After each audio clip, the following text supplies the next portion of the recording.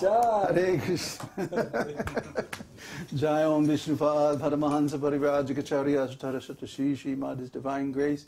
A.C. Bhakti Vedanta Goswāmī Maharaj, Srila Prabhupada Ki Jai. Srila Prabhupada Ki Jai. Srila Prabhupada Ki Jai. Ananta Koti Vaishnava Vrinda Ki Jai. Namacharya Srila Haridas Thakur Ki Jai. Prem Shigaho Shri Krishna Chaitanya Prabhu Nityananda Shri Advaita Gadadhar Shri Vasadi Gaur Bhakta Vrinda Ki Jai. Shri Radha Krishna Gopa Gopinath Shama Kund Radha Kund Giri Govardhan Ki Jai.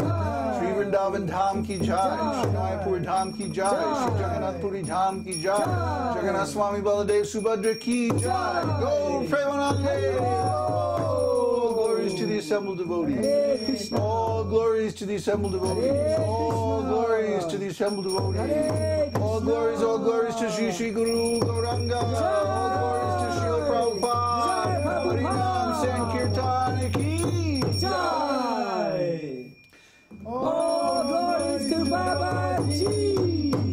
Namo Om Vishnu Padaya Krishna Prasthaya Bhutale Śrīmad Bhakti Vedanta Swami Shamane Namaste Saraswati Devi Gauravani Kacharani Nirvishesha Shunyavadi Paschatya Deshtarni.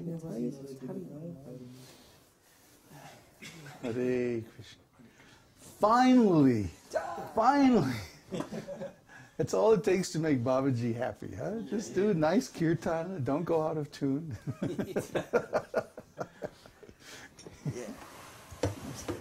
Ah, yes. Very good. That brings back the mood, huh? That's the old mood. Yeah. See, this is what ISKCON was like before things went crazy. Crazier.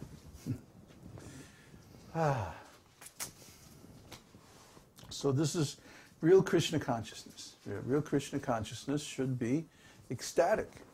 It should be like a festival. It should be like the best party you ever went to. But all the time, consistently. Is your finger still cut? Oh, yeah. Oh. Okay. I guess Venu had to go out. Did he? Yeah. His car gone? He sneaked out. He shouldn't be traveling. He's sick. I know. If he needs an excuse, I can give him a note. Note from his spiritual master. He's here? He's here? Yeah. Oh, he's still here. Oh, where is he? In bed. He's just in bed. Yeah. He's sick. Oh. Well, that's where he should be. If he's sick, he should be in bed, not running around someplace. Okay. How many are on the online thing? 14. Oh, 14. Very good. For a Saturday night, that's really good. That's rare, actually, for Saturday night. Yeah, usually it's 9 or 10 on Saturday night. So thanks for giving up your whatever you do on Saturday night. Krishna. It's really strange to be in America. It's really, really strange. Oh. Yeah? Did you see how everybody's walking around like in a trance?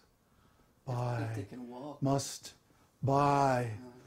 You know, I mean, it's like, Three main qualities: fat, depressed, and angry. oh dear. Yeah. Well, how can you remain calm, or how can you be centered or steady in an environment that bombards you with sensory stimulation all the time?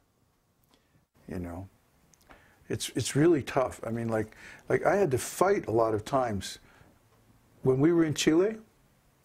You know, because it was like almost too nice. It was too like, yeah. It was like too. It was really intense. So it was like sometimes I would have to fight to get everyone's attention on the class or on the kirtan. I was just reviewing one YouTube. I think it was Nectar of Devotion, Chapter 17, Part 2, where like everybody was like squirming around like little worms in the class, and you know, this is a symptom of misunderstood terms too. you know. And I'm like trying to talk about this really technical stuff and get through it and not make any mistakes. And I'm like, hey, you know, cut it out. You in the back of the class. You know, cut it out. And it's really tough because, you know, when we're talking about this very, very elevated subject matter, and the people that we're doing it for aren't paying attention, it's very tough, you know. It's like, what am I doing this for, you know?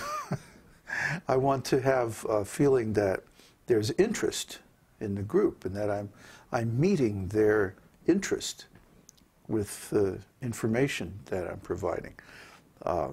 Because it's based on my experience, I hope that it has some value, more than just, you know, reading from a book. And also, this particular book that we're reading from, The Nectar of Devotion, is a very, very rare, very exalted knowledge. You don't get this kind of knowledge everywhere. Even in most devotee associations, you won't get this kind of knowledge. You know, the devotees don't like to study Nectar of Devotion because it reveals too much about Kṛṣṇa. And then they can't hide behind these different schemes of control and politics and stuff. So we find that devotees generally don't study it. But this is the key. This explains how devotional service works under the hood. So if you know Nectar of Devotion, then if anything goes wrong in your Sangha, you know how to fix it. See, the key to everything is in there. So the devotees should study Nectar of Devotion to know how this process works. Then, if anything goes wrong, you can fix it. You know, where it's off. See, this is a very important thing.